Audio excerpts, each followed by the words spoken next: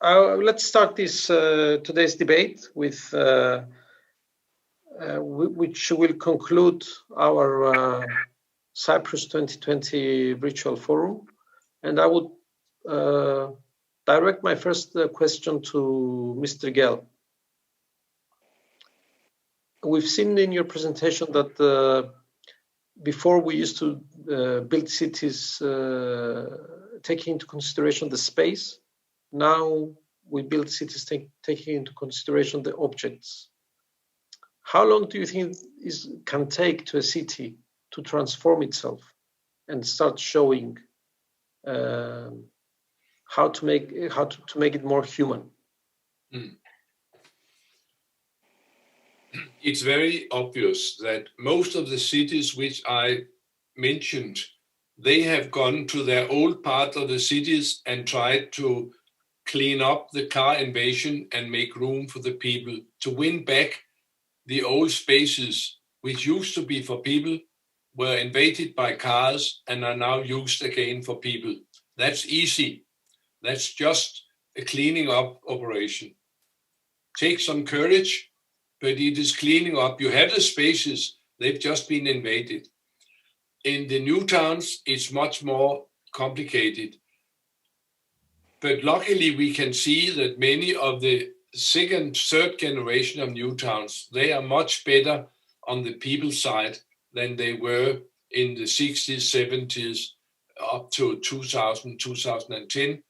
Especially, I'm not very pleased with Brasilia and other capitals which have been made artificially and made on these principles of no spaces and only objects. It's very difficult to do something about these places. Actually, what has been done here and there is the infill, that you can fly in the human scale by helicopter and put it between the far too high and too far apart buildings. But it's not uncomplicated. So we have to rethink the people story when we start building new housing areas, new city districts. Okay, thank you. I would like to introduce and with their views our guests, Mr. Xenopoulos. Could we have your opinion on the issue and how we can see the future? Well, can I just ask all the participants to please mute, and when you can unmute when you speak. Thank you. Okay. In fact,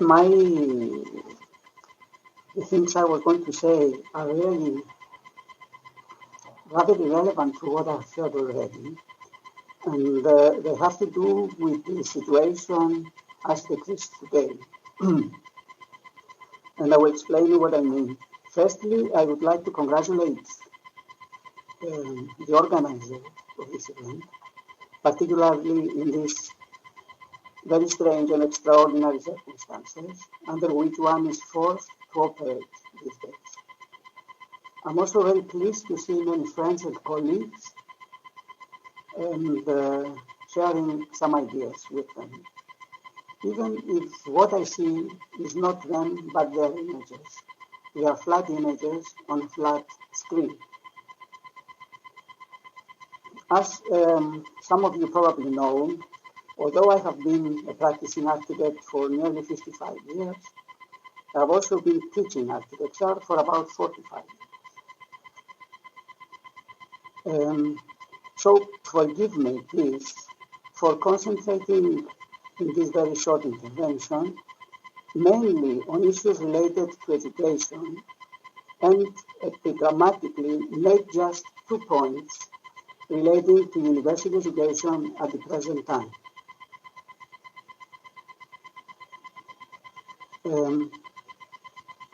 Excuse me, Mr. Xenopoulos. Yes. Do you have a phone close to the computer? Because there is a noise. I have, but Okay, is it better now? Is it any better? No? No, there is Any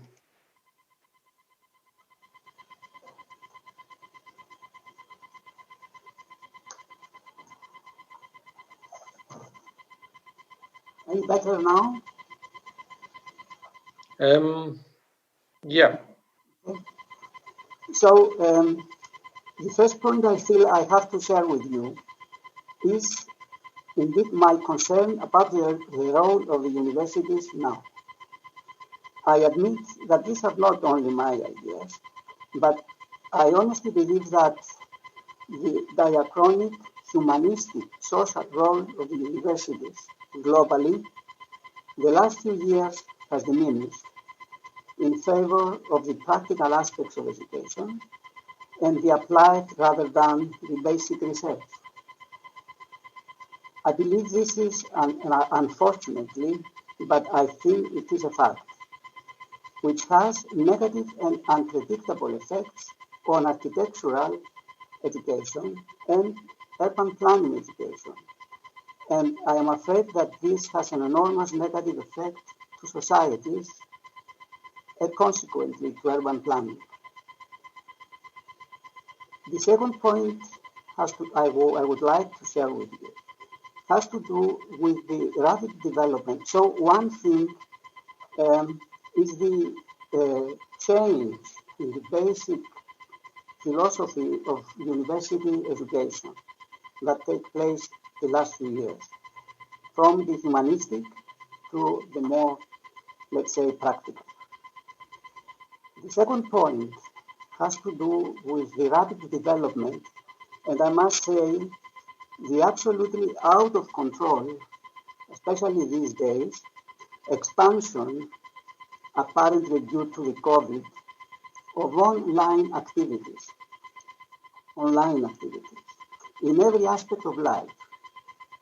And okay, Mr. Xenopoulos, can I, excuse me?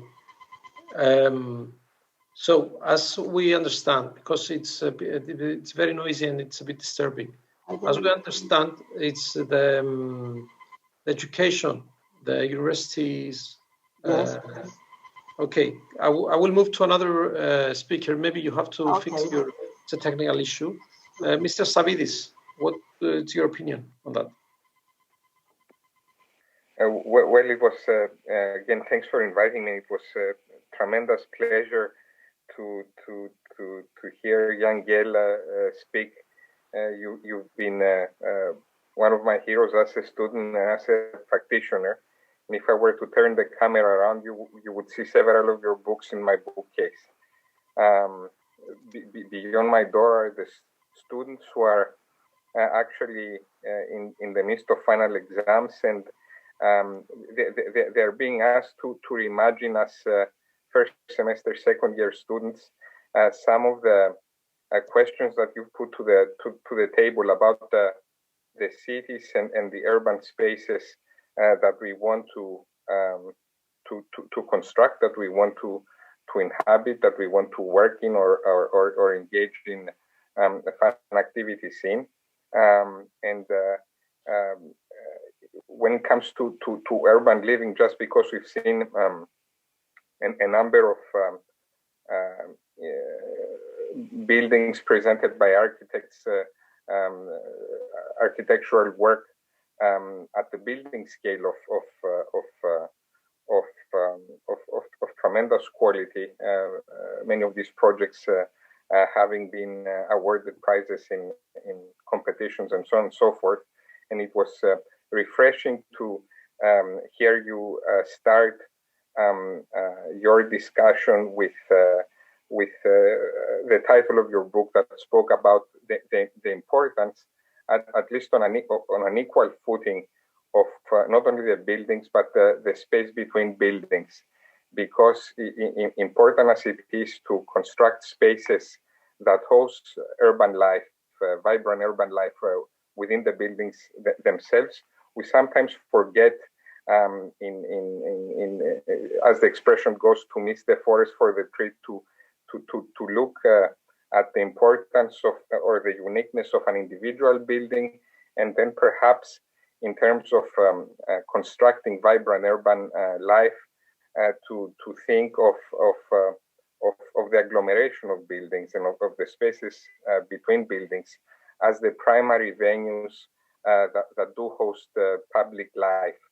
And I guess Christos, in talking about urban living, and again I pay tribute to what young Gail was saying to us before. We need to understand that since cities were built for people, we have to understand the instigators. We have to understand human behavior, and the fact that human behavior is based a lot on a human's need to socialize, to engage in conversation, to have fun, to create, even to fight with other human beings, to observe from afar or from close by, and certainly for urban living, we have to study human behavior and human activity as that behavior emanates from human behavior. So it is extremely important to understand that human aspect, and I would hasten to mention sort of a very interesting word that has spatial implications, but also emanates from human behavior, from another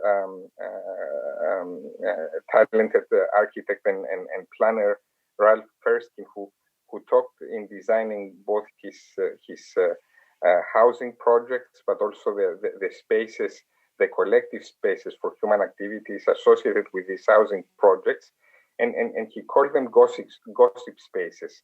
So it is a direct relevance of making space, of constructing space, of organizing space around aspects that directly address and are inspired by everyday simple human characteristics.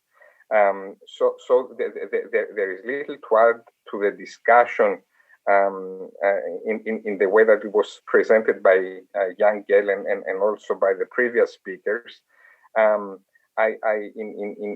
hearing the presentation, I wanted to bring up 2 points that perhaps we can discuss or we can address. And one is that once we make our buildings and our cities desirable and center around human behavior, at the same time we're also making them in making them desirable, we're sort of making them expensive as well. So we have to address the access that people have to urban living. This has to go hand in hand with making accessibility to urban living, at least in terms of price, possible for many people who would benefit from urban living, but do not necessarily have the economic means to engage in it and live in the outskirts and have to commute sort of long distances, hopefully using alternative means to engage in urban living, but and to have access to it and to have access to urban housing. So this is one of the problems that has emanated from sort of challenges that we face in terms of the economic crisis, which started with a recession and is a byproduct of the pandemic at this point. The other thing which I wanted to raise in terms of urban living, at least as we experience it here in Cyprus, but also elsewhere in Europe and other places in the world, but it's interesting, as here in the Eastern Mediterranean or in the Mediterranean in general, we tend to be gateways into the rest of Europe by shifting populations that come from tremendous hardships in the region and are trying to find some peace and quiet and stability and safety to raise families. And in coming with them, they bring a tremendously rich diversity, which reflects their own cultures, and sometimes as people come and they move through places and they make stops in our cities and engage in urban living with the locals. Cities also become melting pots and also places of conflict. And perhaps what urban living, in envisioning urban living and the responsibility we have in creating or enabling urban living in our contemporary cities, is to perhaps create these urban places that accept, if you will, conflict, bring people together so that people in fighting over differences can engage each other and see the overwhelmingly many more similarities that they have between themselves, so that as cities, as built space, they can encourage communities to become much more accepting of the other, much more accepting of diversity, places where social justice can take root, and where the urban in living can play a role in making this happen. So some disjointed thoughts for the time being, just to thank our presenters for extremely inspiring thoughts, but also perhaps to in addressing our responsibility in constructive urban spaces, to bring a couple of the challenges that are facing both us and perhaps our neighbor in Europe and the Mediterranean currently. Thank you, Chris. Thank you, Andreas. We'll be back to you, but let me go to Mrs. Markela Menigu, who's the head of the architectural department of the University of Nicosia. Markela, can you please tell me, because as far as I can remember, we're talking about sustainability. Can you define sustainability in a city with... Truthfully speaking, no one can. It's such an overarching quality. Sorry, is my connection okay? Because I was losing the previous speakers. Can you hear me well? Yes, very well. Okay. Firstly, let me congratulate all the speakers. I really enjoyed it. In particular, presentations by Peter Murray and John Gale. So sustainability, Christos, for me, and in a way, in how we approach it within our university, is such an overarching quality, which kind of consists of many attributes. Are we discussing about actual sustainability? We cannot bring out of the equation social sustainability, quality of life. So it's such an overarching factor that one cannot really define in a sentence, or at least I cannot define in a sentence. But maybe, Christo, what I would like to perhaps emphasize a bit on, which is relevant to the discussion today, briefly, I will be very brief, is coming from the previous presentations. I think an aspect which is closely linked to sustainability is the idea of densification in an urban environment. And I think a lot of the presentations referred back to it. And I think the idea of densification is something that we will keep discussing, and much more evidently now, in the post-pandemic, if you like, situation.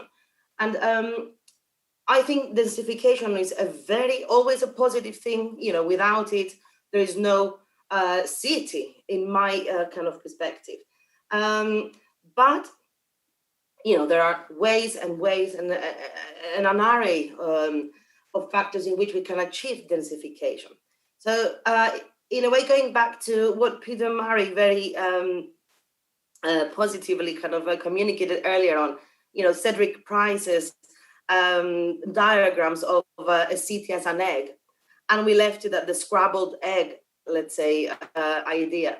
I would say that what we're researching and investigating at the moment is the scrambled egg kind of becoming an omelette with just some very interesting added ingredients in the mix.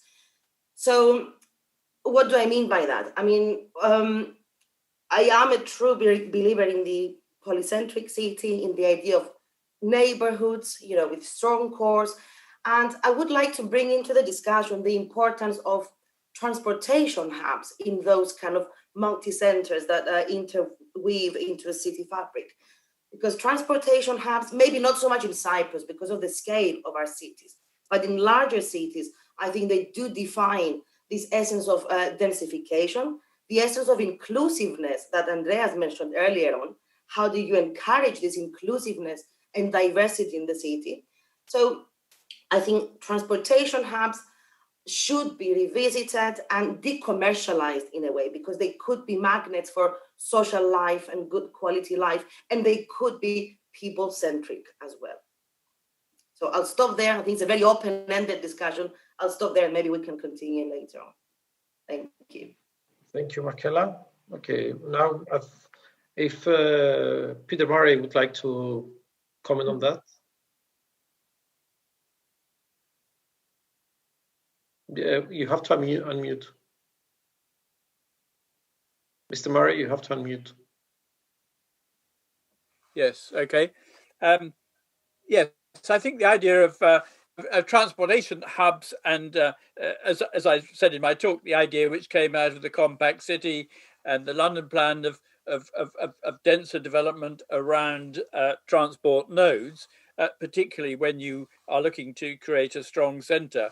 And I think one of the very interesting things that is happening in London at the moment is that because of the way we fund public transport, and because Transport for London, who run buses and the underground and all public transport across London, they have a fairly coordinated plan, but they also own quite a lot of land around public transport nodes.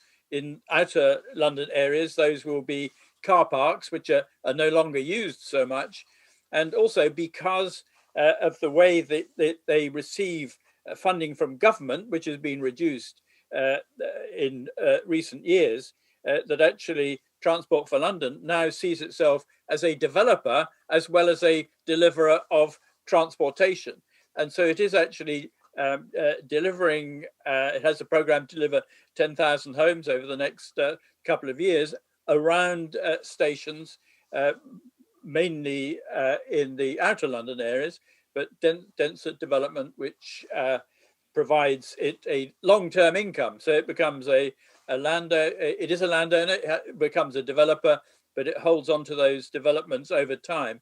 And the income from those developments then goes back into the transportation system to provide funding for it, because we have a system in the UK where there is very little government money compared to many other cities, and the system has to run itself largely out of fares. So that is an interesting shift. So you actually have a transportation network, which is also a city development network, and it has really, I think, very positive views of delivering high quality design to those hubs as well. So it's an interesting development. I think the other point, which I think Andreas made, was about the problems of gentrification. Of as places improve, they become more expensive. You push people out, and I think that's a very interesting point. I mean, Jan, when he comes to London, you think Jan is a very gentle sort of person, but he gets very cross about London because he advised London at the West End back in 2003 or 4, I think it was, Jan. Lots of things to do, and we have actually been very slow to do it, particularly in the centre. And one of the problems we have is that the centre has a lot of gentrification, has a lot of quite wealthy occupants who actually have a well-organised, they like their cars, and they have the political clout to actually stop things happening. So I think one of the things that is, we really have to struggle with in London is that we have two local boroughs, Westminster and Kensington and Chelsea, who are the sorts of areas where you should be taking out the cars, but actually the car drivers are more powerful there than anywhere else. So the the really interesting place where things are changing in London at the moment is the old City of London, which is really the business centre, but is still based on a medieval plan. So its plan is it's a walking city. It was a walking city in the 16th century, and it is now going back to being a walking city now. And they have probably of all the areas of London, the most positive aim of changing how people get away from it, from the car. And they already have, and have had for a long time, almost 93% of people who actually work in the area arrive at work by active travel, public transport, cycling, walking, or a mixture of those. So it's there is some good news, but there is also a struggle. And I think the final point I'll make is that Jan also makes the point about how long ago it was that Copenhagen really started doing this.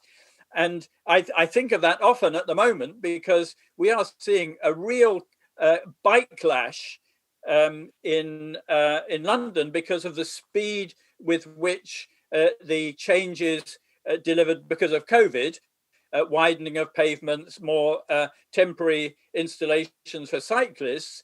These have happened so quickly that actually the resistance seems to be much tougher now than it has been in the past. You do need to take some of these changes slowly to convince people that it's an improvement. If they get too angry, then they might actually turn back the clock rather than move it forward. Thank you. I would like to ask Michael Kosmas, is it a political or an architectural decision to move to a more sustainable, more healthy, more human urban living?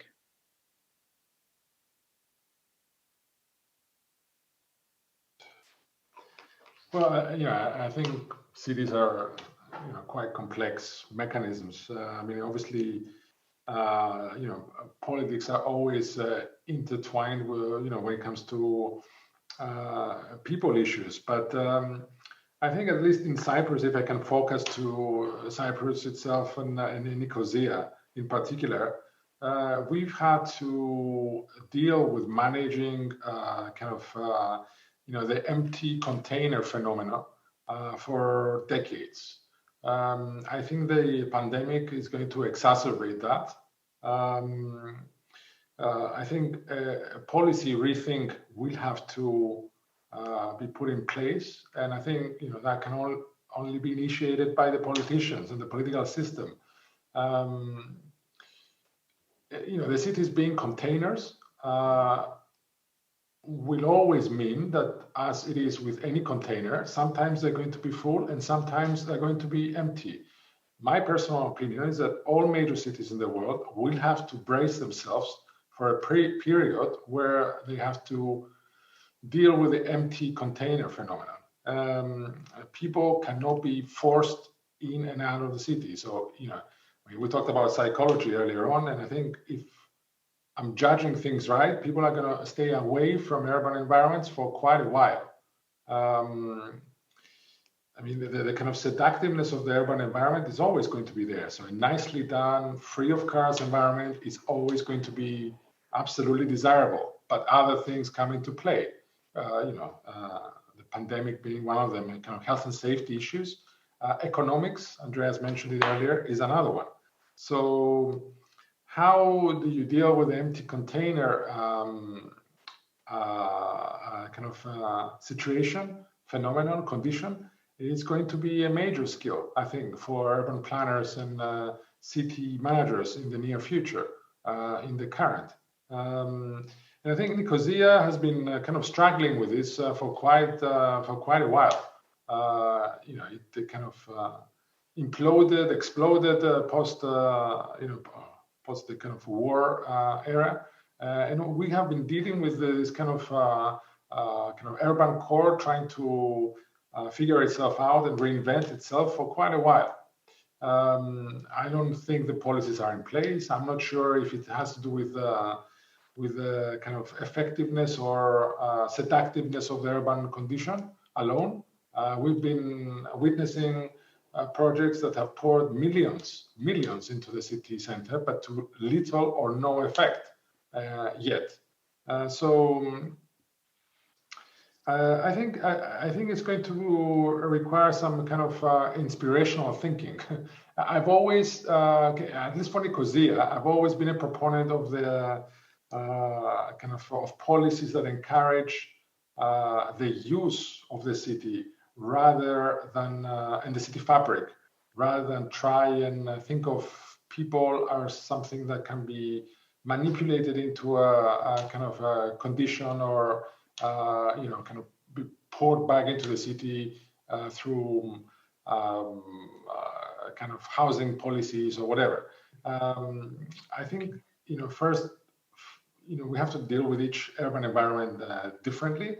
But I think for Nicosia itself, I think the secret would lie into encouraging the use of public space more systematically and more effectively, and focus city efforts in that direction. Thank you, Michalis.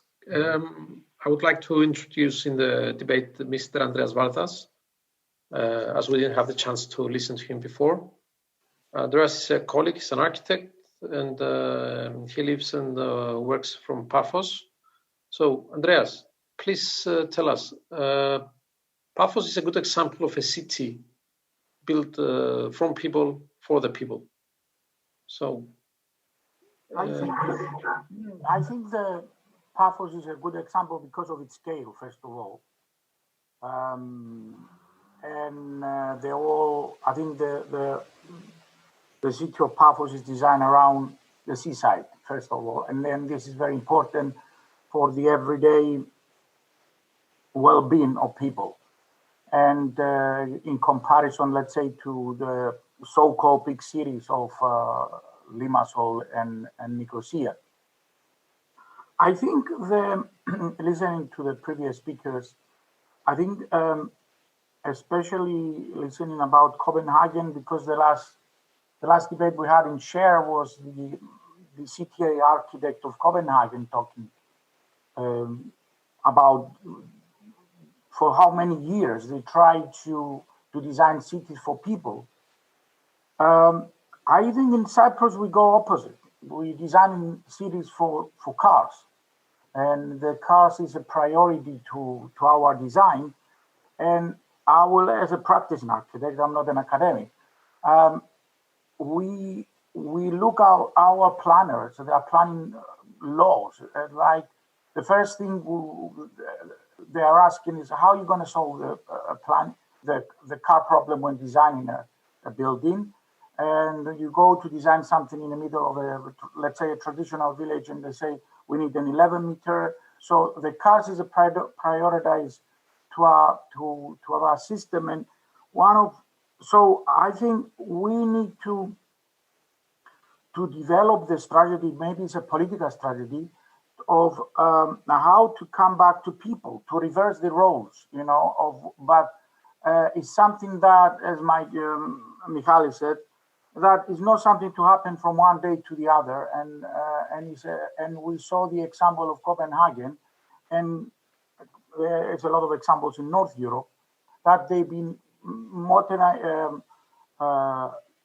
would try and maybe try and error, but from 67 in 2020, let's say in Cyprus, we're still designing for cars, and our priorities it's how effectively we can put the cars in the city instead of otherwise. This is, and I think this is something that we need to address, and through universities of Cyprus to address the planners, to address the politicians, and because it's through that we have to for once to say that the car is not the first thing we need to do when we're designing a building. Okay, thank you. Iraklis, social interaction. You presented some projects that they emphasize the social interaction. Do you think the post-pandemic trend for the future of urban living is for the people to socially interact, or for the people to be more isolated, as in this case now? I think since the vaccine or whatever, it will find the way to resolve the matter, everyone is anxious to go out again. I think this year was very difficult, and I believe that people will live again in the cities. So my reaction is that, yes, we still need to design in a social way and introduce these parameters in our design. And referring back to Mr. Yangel's presentation, where it was placed the creation of urban space in a very important, and it is a very important parameter for the city, and which unfortunately for us, the architects, whatever has to relate it with this design, it goes back to the politicians or to the municipalities to take actions into that. At least for us as practicing architects, what we need to do is, since we are still designing objects, and that means buildings, in the way that we can accommodate parameters of creating and introducing part of the city, even in the private sector, even in private projects, introducing the social parameters and inviting people in these buildings, even for a wall, even for an event or whatever. I believe this is what we can make, since we are given the opportunity as architects and designers. So I still believe in the power of the object, as long as it creates new typologies and not block buildings, avoiding people and not dividing people in their shell. So I still believe in the object, of course, in parallel with the creation of public space, because these two must be connected in a very creative way to continue cities and buildings in the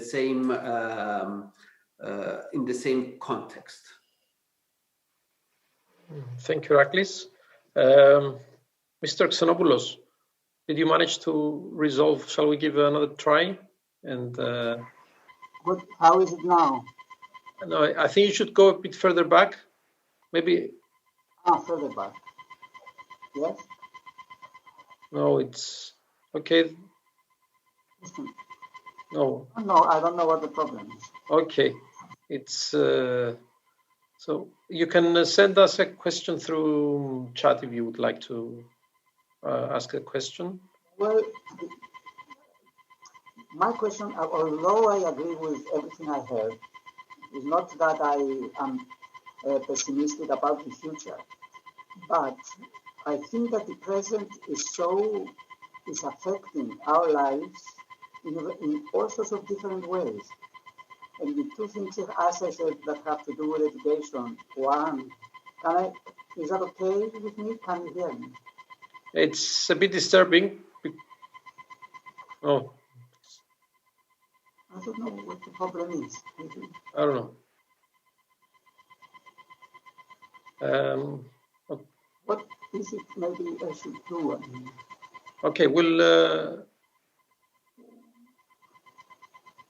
we have to move on, and if you can type some opinions through the chat, and we can announce them. I knew how to do that. Go to chat, then you can send the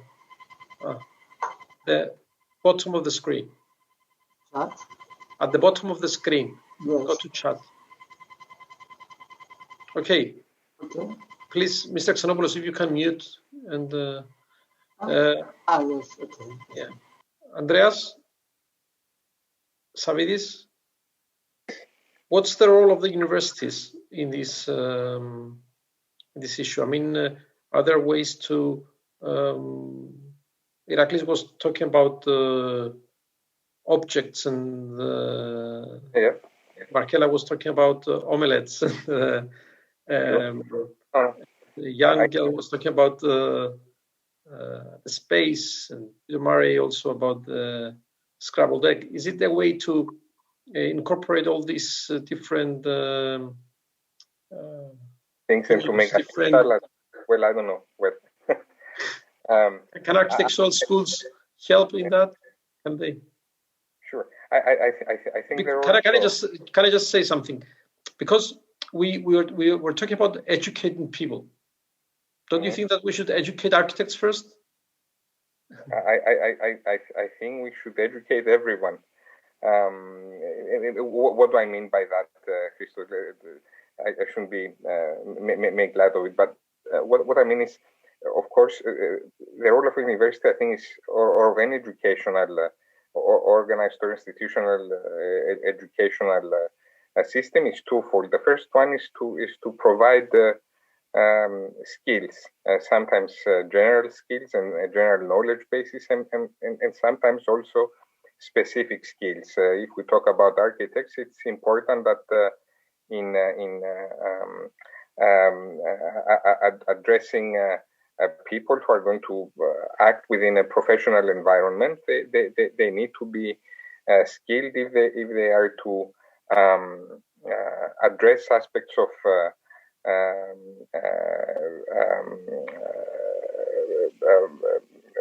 aspects that are functional within venues that where the health, safety, and welfare of the people, if we are to quote building codes, is to be achieved.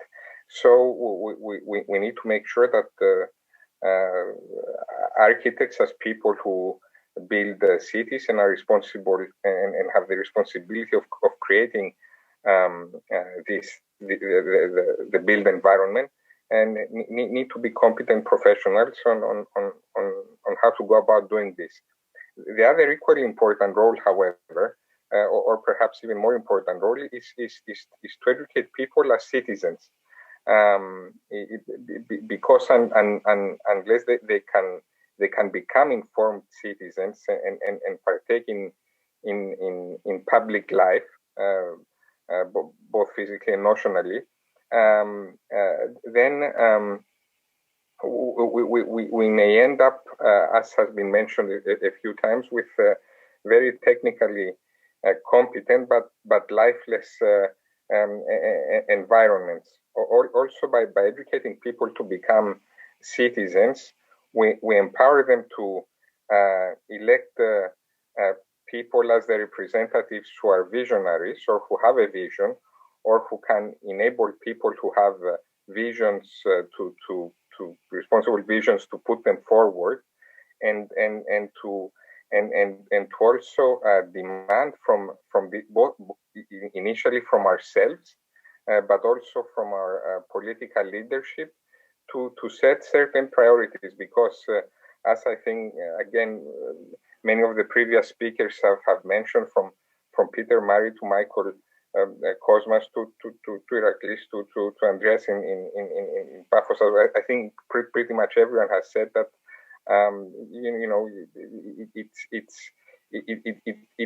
it cannot just be a technical exercise to design to cater to urban living. You have to approach this issue comprehensively.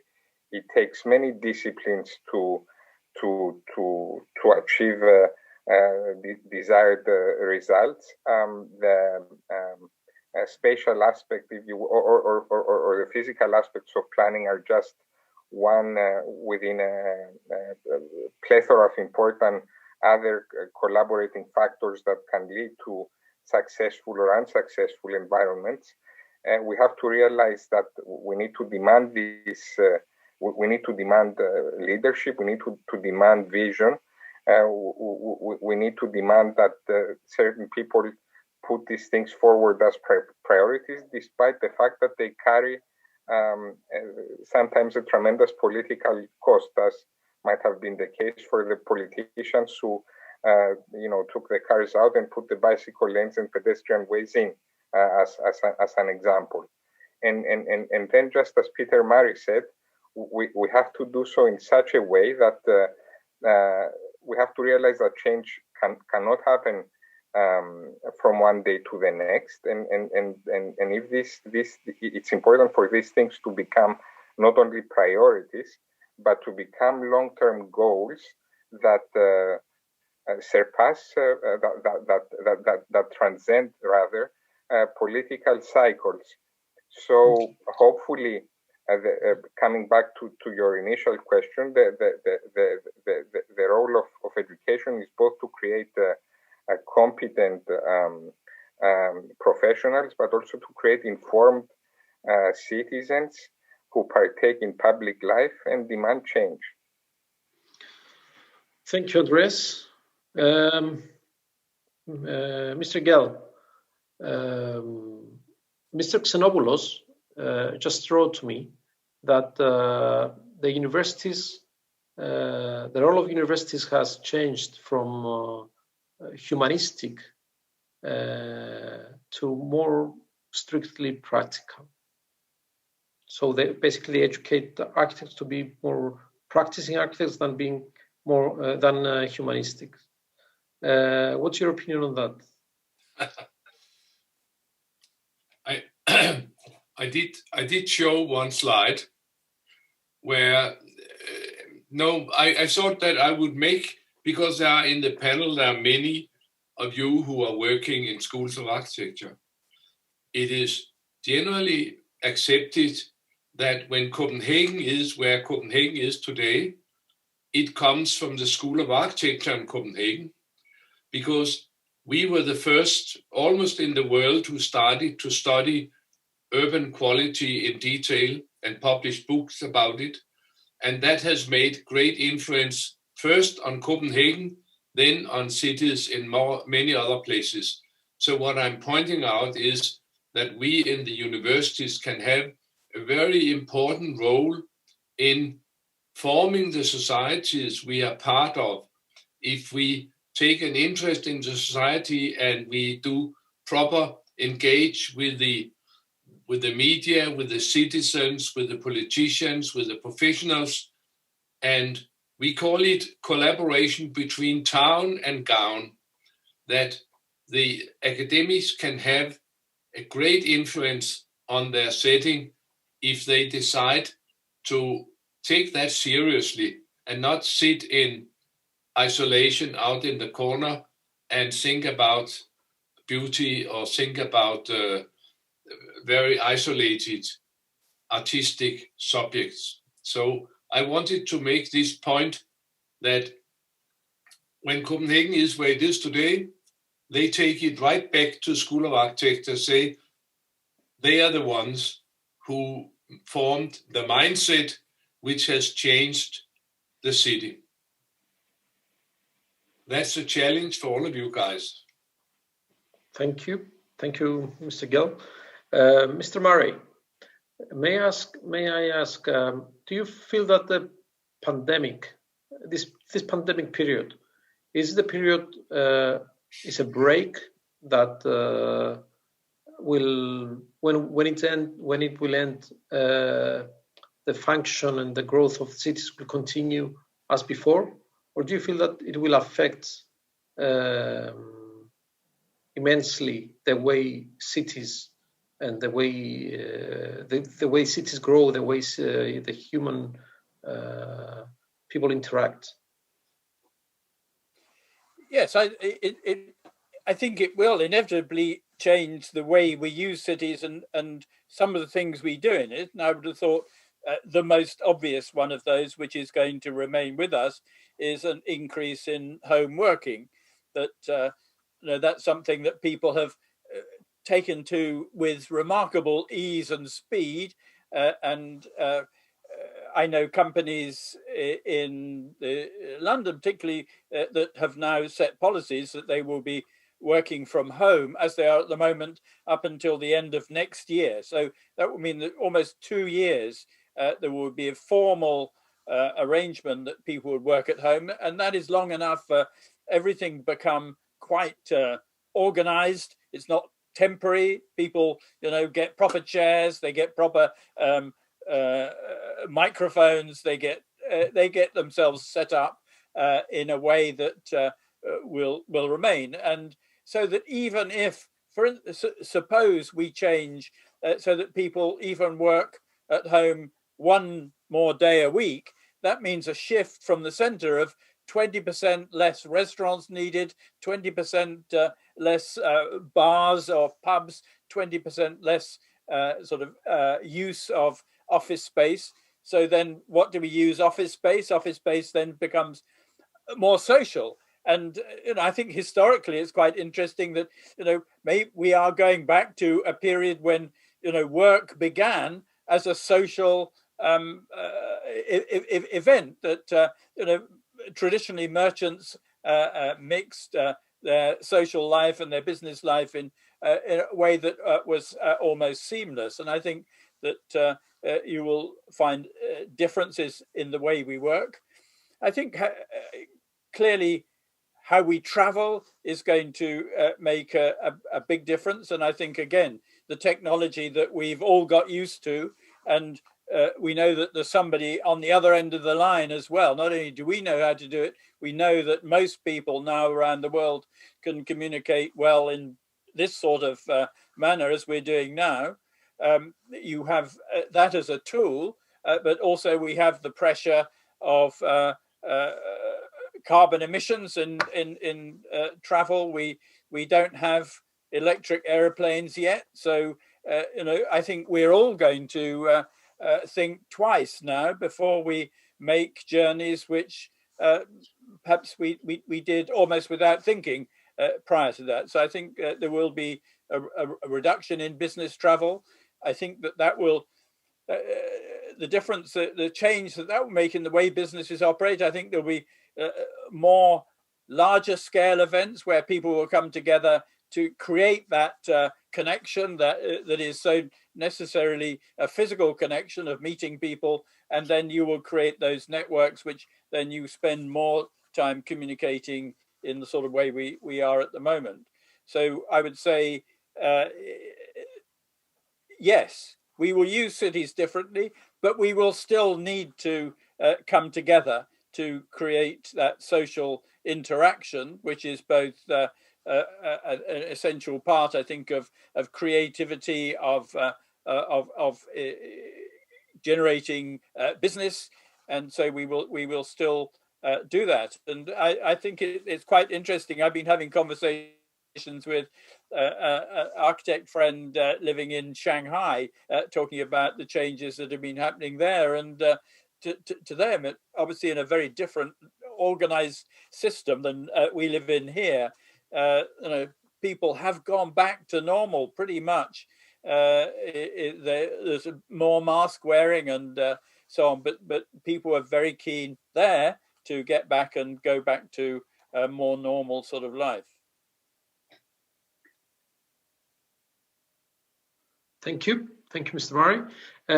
Also, I invite all the participants to ask questions to other participants. So if you would like to ask questions to one another or comment on each other's presentations or sayings, you may feel free to do it. Anyone who wants to ask something?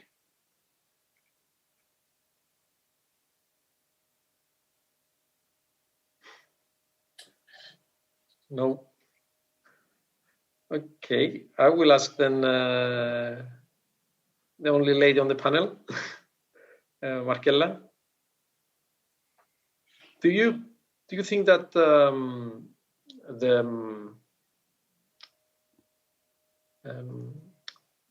the way you teach now at the universities, the young students, are they aware of the need for a more healthy, more sustainable future cities? And is it? I mean, can you easily teach them this? I mean, are they? Do they have the conscience about it? Yes.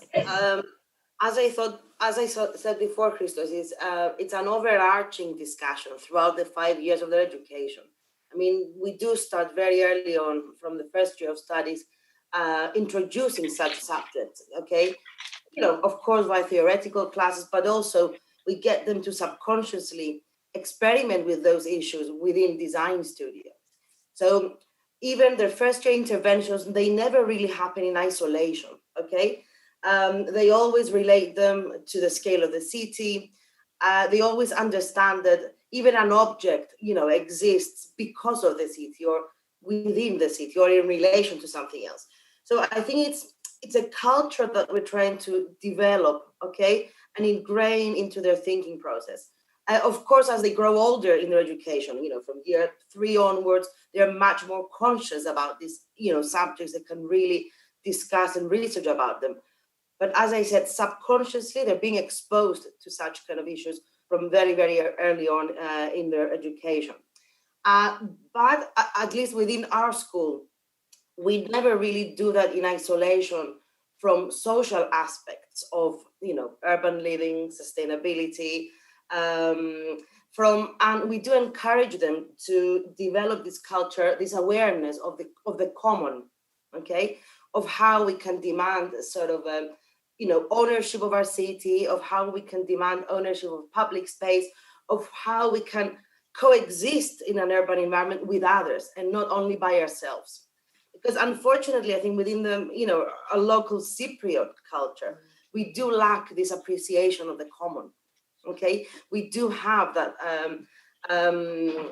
sort of, if you like, missing from our culture, and that's evident in our housing requirements. The fact that the majority of our housing requirements historically and to recently, and I think Michalis Kosmas kind of touched up on that, was targeted to private individual villa type developments. I think the lack of a different provision of housing, like collective housing, different ownership scenarios, affordable housing, true urban living, as we understand it in other countries in the world, it's missing from our culture. And I think that doesn't help with this kind of prioritizing the self over the communal sense of being in an urban environment. So that's something that we're really trying to kind of ingrain, as I said, in our students' thinking, in parallel to all the other more pragmatic, if you like, issues that govern urban living, sustainability, future living, typologies, scale, etc. Okay, I think I'll stop there. Yeah, and go on forever, but I'll stop there. Yeah, if we are a bit more specific of the Cypriot paradigm, Iraklis, do you believe that we can? Do you believe that we can use the shared housing, shared commuting that has been developed quite a lot lately in Europe, in the rest of Europe? But socially, do you think this is easy to do in Cyprus? I think we are ages away, far away from this way of living. The way that we grew up is being to create our personal space, our private space, and the way to get people, I mean, even for Cyprus to go from an individual house, from a villa house, small or very big, into the apartment blocks was a big, I mean, it was a pressure for them, and it became that because of financial parameters and not because they would like to do that. And that's why we still see in Cyprus, instead of developments in apartment blocks in the center cities, you can see rows of houses and detached houses in suburban areas, which people, they prefer even to have 10, 15 square meters of their private courtyard versus apartments where they have a common way of living and they interact with other people. So I believe we have a very long way to go in order for Cypriots to bring that, even to consider it. So maybe we need to see other ways of creating in-between spaces, which are social spaces to interact, but still keep our privacy. So I think the public space needs to introduce the social aspects and the connecting of people, but we still need to keep our privacy. This is my feeling as working and with public production development. Thank you. I will just make a comment now, because I recently was talking to a Danish friend, and he told me that the notion of curtains in Danish houses, there is no such a notion. They don't want to hide their everyday activities in a house. Although in Cyprus, we're very introvert in our own houses. We have all sorts of ways to hide from the public spot. Although we are very extrovert as people, we're very introvert within our houses. But I would like to ask Andreas Vardas, because he lives in a coastal city, Paphos, and I would like to ask Andreas, and I would like also Peter and Jan to comment on that later. Cyprus is a small place, okay? It's not a very big country, and we have cities that in winter they are inhabited by the local people, and then suddenly in maybe springs and especially in the summer, maybe the population of the cities double or sometimes triple because of tourism industry. And we have like 3 times or 4 times the population of tourists than the actual population of the island. So we have cities that they are like seasonal. They work and they function for a few months with a population of like maybe 100,000 people, and then for the rest of the year they function with a population of 200,000, 300,000 people, and especially in Paphos, this is the case. How can you design? How can you grow a city with these diversifications? I was here in Iraklis before, and I don't. First of all, I don't think it's a bad thing that we all of us culturally want to have our own space and our own private thing. It's a very cultural thing, and we sometimes we need to remember that our history is very recent. You know, we've been occupied by so many people for so many years. So basically, we wanted to. The house became our castle, and that's why when we design, and I think we need to take in consideration importantly the culture, you know, of every country. We can never be Danish, or the Danish can never be Cypriots. Now, regarding the urban, I think psychologically Paphos was not even the triple. In the summer, we become 10 times more. And I think it was very interesting because you had a multinational cultural. You know, I remember when I went to study long time ago, and I went to London, and it was so interesting. And it was that because we got used from a young age to live with and function with a lot of people.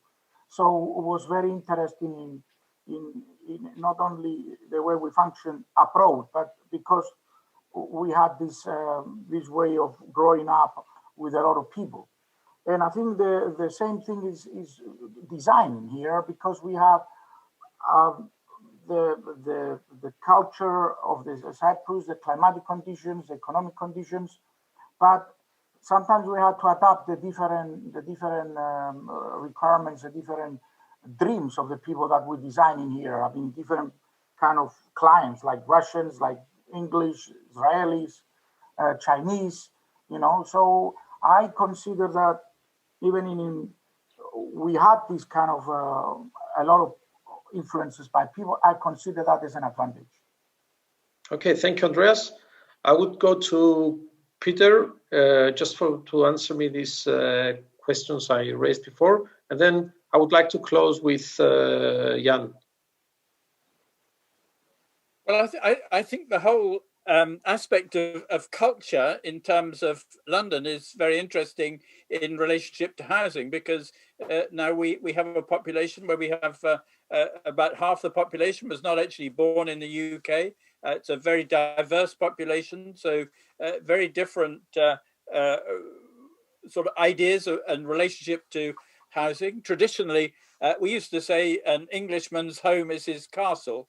Was the phrase, and everyone expected to have a garden and a detached house and something that was seen to represent, I might say, mini land ownership. I think we've seen a substantial shift in London. We have new communities who have very different attitude to where they live. We've also seen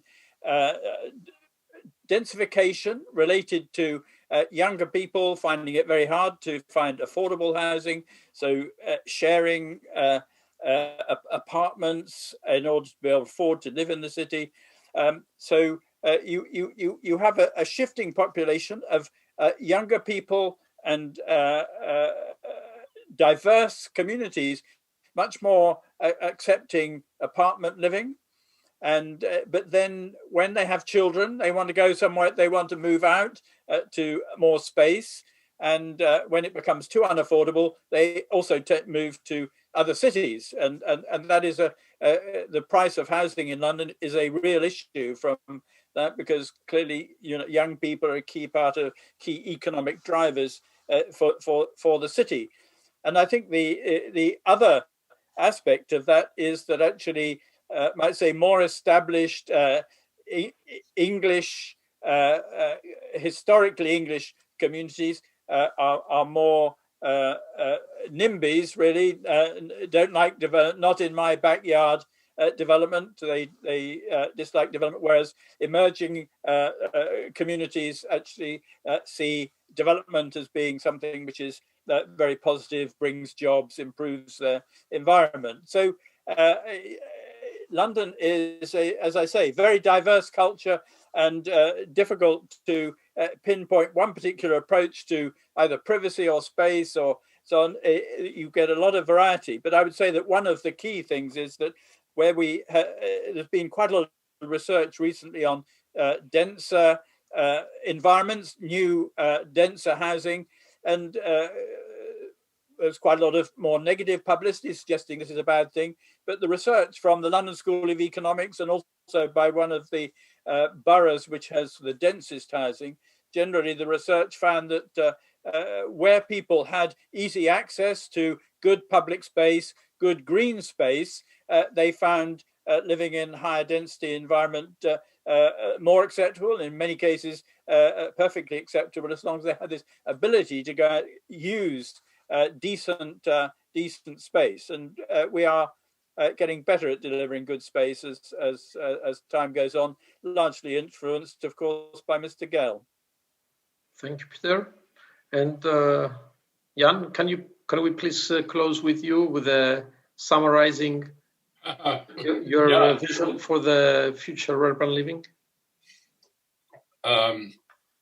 It's a privilege to have been around as an architect for 60 years.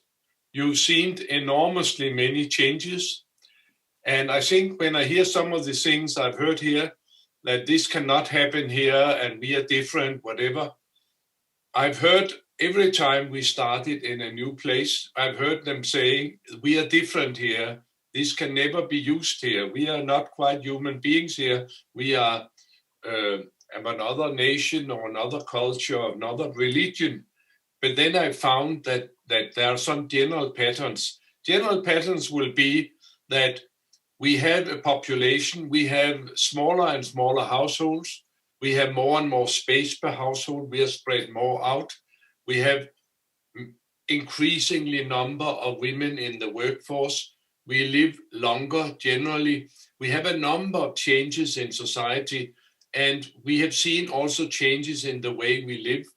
We've seen that all these smaller households and one of each and whatever, there's a growing interest in sharing and communality in co-housing. And we will see in the future, I'm sure, more emphasis on sharing motor cars or sharing mobility and also sharing facilities close to our houses, because we realize increasingly also that the major challenge now is not whether your house is your castle, but whether we will survive with the climate. So I think there will be more and more understanding. That is what I've been an optimist throughout, because I think the world has been improving generally. And the more we know and can explain to the inhabitants and show this is done here, what would you like? We've seen things changing. Every time I started in one place, they always said, it can never happen here. Then it happened, and they couldn't remember who said it in the first place. Things are changing, and generally the enlightenment is going up.